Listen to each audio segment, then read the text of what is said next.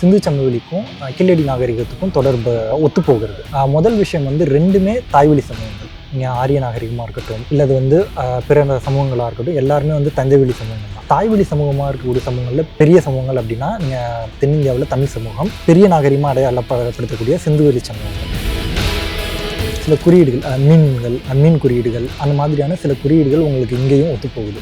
எழுத்து, இங்கே வந்து கிராஃபிட்டி அப்படின்னு சொல்லக்கூடிய அந்த இந்த எழுத்துக்களும், அங்கே உங்களுக்கு காணப்படக்கூடிய சித்திர எழுத்துக்களும் கிட்டத்தட்ட ரெண்டுமே ஒத்துப்போகிறது அப்படின்றத அவங்க முன்வைக்கிறாங்க.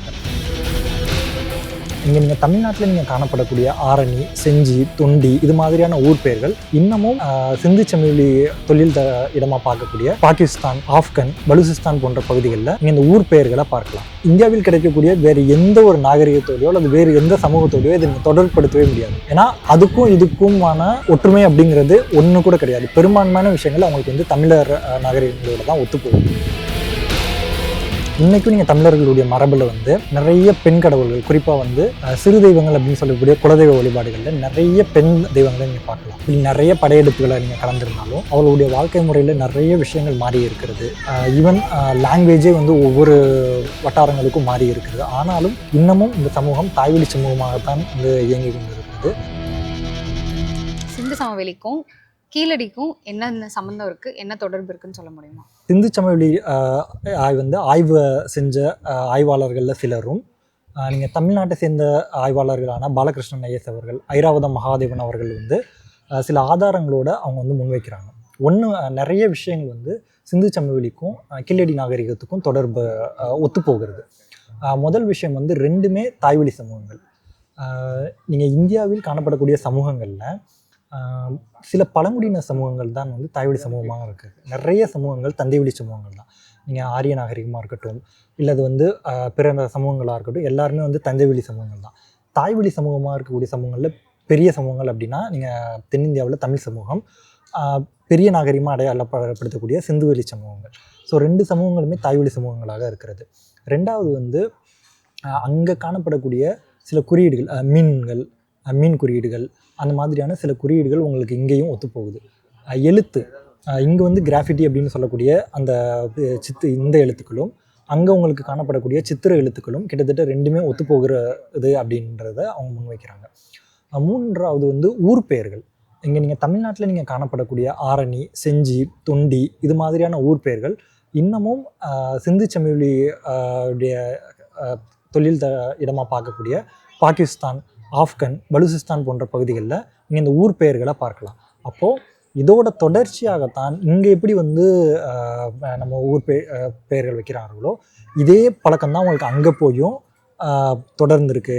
இங்கே காணப்படக்கூடிய பல ஊர் பெயர்களை நீங்கள் இன்னமும் அங்கே அந்த பகுதிகளில் பார்க்கலாம். அதே மாதிரி வணிக தொடர்புகள் அப்படின்னு எடுத்துக்கிட்டிங்க அப்படின்னா அங்கேயும் உங்களுக்கு வந்து யவனர்கள்னு சொல்லப்படக்கூடியவர்களோட அவங்க நிறைய இம்போர்ட் எக்ஸ்போர்ட் பண்ணியிருக்காங்க. நீங்கள் தமிழ்நாட்டில் ரோம், கிரேக்கர்களோட, இன்னும் சொல்லப்போனால் பாண்டியர்களுக்கும் ரோம் நாட்டவர்களுக்கும் இருந்த ட்ரேடு வந்து ரொம்ப ஒரு நல்ல விதமாக இருந்ததுக்கான நிறைய ஆய்வுகள், நிறைய காயின்ஸ் வந்து இங்கே நமக்கு கிடச்சிருக்கு. இது ரெண்டுமே அவங்க எந்த அளவுக்கு வந்து வெளிநாட்டு இருக்கிறவங்களோட அவங்க ட்ரேடில் இருந்திருக்காங்க அப்படிங்கிறதுக்கான அவங்களுக்கு ஆய்வு கிடந்திருக்கு. நான்காவது, நீங்கள் இந்தியாவில் கிடைக்கக்கூடிய வேறு எந்த ஒரு நாகரிகத்தோடையோ அல்லது வேறு எந்த சமூகத்தோடையோ இதை நீங்கள் தொடர்புபடுத்தவே முடியாது. ஏன்னா அதுக்கும் இதுக்குமான ஒற்றுமை அப்படிங்கிறது ஒன்று கூட கிடையாது. பெரும்பான்மையான விஷயங்கள் அவங்களுக்கு வந்து தமிழர் நாகரிகங்களோட தான் ஒத்துப்போகுது. கீழடியில் கிடைச்ச விஷயங்களுக்கும் இங்கே வாழ்கிற மக்களுக்கும் என்ன மாதிரி தொடர்பு இன்னும் இருந்துகிட்டே இருக்குது? முதல் விஷயம் வந்து அந்த சமூகம், தாய்வழி சமூகம் அப்படின்னு சொல்லப்படக்கூடிய கீழடி வந்து உங்களுக்கு தாய்வழி சமூகம் தான். இன்றைக்கும் நீங்கள் தமிழர்களுடைய மரபில் வந்து நிறைய பெண் கடவுள்கள், குறிப்பாக வந்து சிறு தெய்வங்கள் அப்படின்னு சொல்லக்கூடிய குலதெய்வ வழிபாடுகளில் நிறைய பெண் தெய்வங்களை நீங்கள் பார்க்கலாம். நம்ம கூட வாழ்ந்து நமக்கு தலைமை தாங்கி அல்லது நம்மளை வழிநடத்தி இறந்து போன பெண்களை வந்து குலதெய்வங்களாக கும்பிடக்கூடிய நல்லதாங்களாக இருக்கட்டும், முத்துநாகாக இருக்கட்டும், இப்படி நிறைய பெண் தெய்வ வழிபாடுகளை வந்து நீங்கள் வந்து பார்க்கலாம். அரியநாச்சி, நீங்கள் மீனாட்சி அம்மனுடைய மீனாட்சி அப்படிங்கிற இந்த பெயர் வந்து உங்களுக்கு இப்போ தான் சொல்லப்படுகிறது. நீங்கள் புராணங்களில் அல்லது வந்து நமக்கு கிடைக்கிற ஆய்வுகளில் காமக்கோட்டம் ஆளுடைய நாச்சியார் அப்படிங்கிற இந்த நாச்சியார் அப்படிங்கிறது நீங்கள் நிறைய தமிழுடைய இதில் வந்து நீங்கள் பார்க்கலாம். அப்போ இன்னமும் தமிழ் சமூகம் நடுவில் வந்து நீங்கள் நிறைய படையெடுப்புகள், முகலாய படையெடுப்புகள், ஆரிய படையெடுப்புகள், விஜயநகர படையெடுப்புகள், இப்படி நிறைய படையெடுப்புகளை நீங்கள் கலந்துருந்தாலும் அவளுடைய வாழ்க்கை முறையில் நிறைய விஷயங்கள் மாறி இருக்கிறது. ஈவன் லாங்குவேஜே வந்து ஒவ்வொரு வட்டாரங்களுக்கும் மாறி இருக்கிறது. ஆனாலும் இன்னமும் இந்த சமூகம் தாய்வழி சமூகமாகத்தான் வந்து இயங்கி கொண்டு இருக்கிறது. மூன்றாவது அறம். இன்றைக்கும் வந்து நீங்கள் வந்து தமிழருடைய வாழ்க்கையில் அறம் என்கிற வார்த்தைக்கு வந்து அவங்க எவ்வளோ முக்கியத்துவம் கொடுக்குறாங்க. ஒரு நீங்கள் வந்து ஒரு தவறு செய்தவனை வந்து நீங்கள் அறம் குறித்து நீங்கள் கேள்வி கேட்குறீங்க அப்படின்னா அவனுக்கு அந்த கில்ட்டி கான்சியஸ் அப்படிங்கிறது வந்து ஏதோ ஒரு இடத்துல இருக்கும். காரணம் என்ன அப்படின்னா சின்ன வயசுலேருந்து அவனுக்கு அது சொல்லி கொடுக்கப்படுகிறது. நீ சாப்பிட்றப்போ பக்கத்தில் இருக்கிறவனுக்கு நீ கொடுத்துட்டு சாப்பிடு. ரொம்ப அது உங்களுக்கு வெளியிலேருந்து பார்க்குறப்ப ரொம்ப ரொம்ப சின்ன சின்ன விஷயங்கள் அல்லது ஒரு பேசிக் விஷயங்களாக இருந்தாலுமே கூட நீங்கள் அதாவது ஒரு ஆய்வுக்கு உட்படுத்தி பார்த்தீங்க அப்படின்னா ரொம்ப ரொம்ப ரொம்ப ரொம்ப நுண்ணியமான ஒரு விஷயங்களாக நீங்கள் பார்க்கணும். மிக முக்கியமாக பசிக்கு அவங்க வந்து ரொம்ப முக்கியத்துவம் கொடுத்துருக்காங்க. நீங்கள் சிலப்பதிகாரம், மணிமேகலை போன்ற நூல்கள் வந்து அது ஒரு கதை அப்படிங்கிறத தாண்டி ஏன் அது வந்து இன்னமும் அது வந்து ஒரு பெரிய காப்பியமாக, அது ஒரு கதை தான், ஆனால் அது ஏன் ஒரு காப்பியமாக பயன்படுத்தப்படுது அப்படின்னா நீங்கள் சிலப்பதிகாரம் சொல்லக்கூடிய அறம் அப்படிங்கிறது அறம் பிழைத்தோர், அரசியல் பிழைத்தோருக்கு அறம் கூற்றாகும், உரைசால் பத்தினியை உயர்ந்தோர் ஏற்றுவர், ஊழ்வினை உறுத்து வந்து ஊட்டும் அப்படின்னு சொல்கிறாங்க. அரசியல் அப்படிங்கிறது வந்து அதிகாரத்தில் இருக்கக்கூடியவர்களுக்கு அறம் அப்படிங்கிறது எவ்வளோ முக்கியம், அந்த அறத்திலிருந்து ஒருத்தன் வந்து விலகி போகிறான் அப்படின்னா அது எவ்வளவு ஒரு விளைவுகளை ஏற்படுத்தும் அப்படிங்கிறதுக்கு வந்து உங்களுக்கு சிலப்பதிகாரம் வந்து பெரிய உதாரணம்.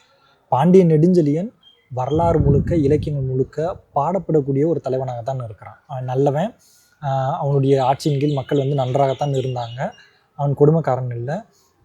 நீங்கள் வரலாற்றில் பார்க்கக்கூடிய பல மன்னர்களோடு ஒப்பிடும்போது அவன் வந்து ரொம்ப ரொம்ப நல்லவனாக தான் இருந்திருக்கிறான். ஆனால் ஏதோ ஒரு இடத்துல அவன் அறத்தை மீறுகிறான். அப்போ அதனுடைய விளைவாக கண்ணகி வந்து நீ அறத்தை மீறிட்டு அப்படின்னு சொல்லுகிற போது நான் இதற்கு மேல் உயிரோடு இருக்கவே தகுதியற்றவன் அப்படின்னு சொல்லி அவன் இறந்து போகிறான்.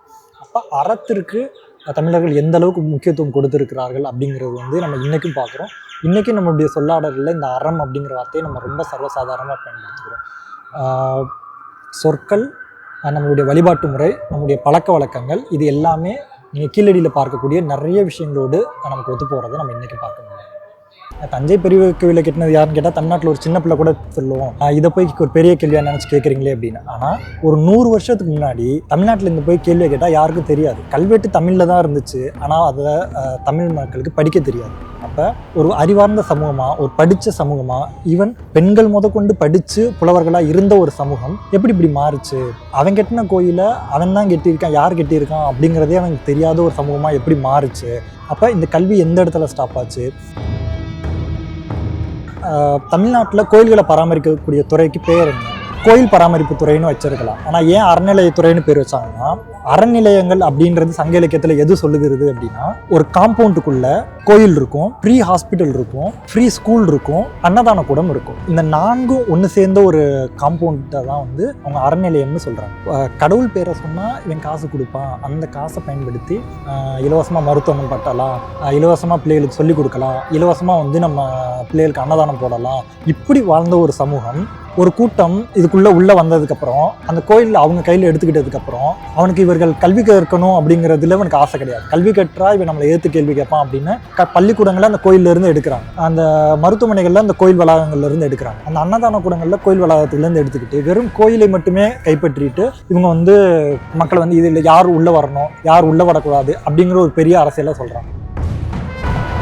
எங்களுக்கு 2000 ஆண்டுகளுக்கு முன்பே இவ்வளவு செழிப்பான ஒரு லிட்ரேச்சரோட, அறிவு சார்ந்த மக்களோட வாழ்ந்த ஒரு சமூகம் எந்த இடத்துல நீங்கள் டவுன்ஃபால் ஆச்சு?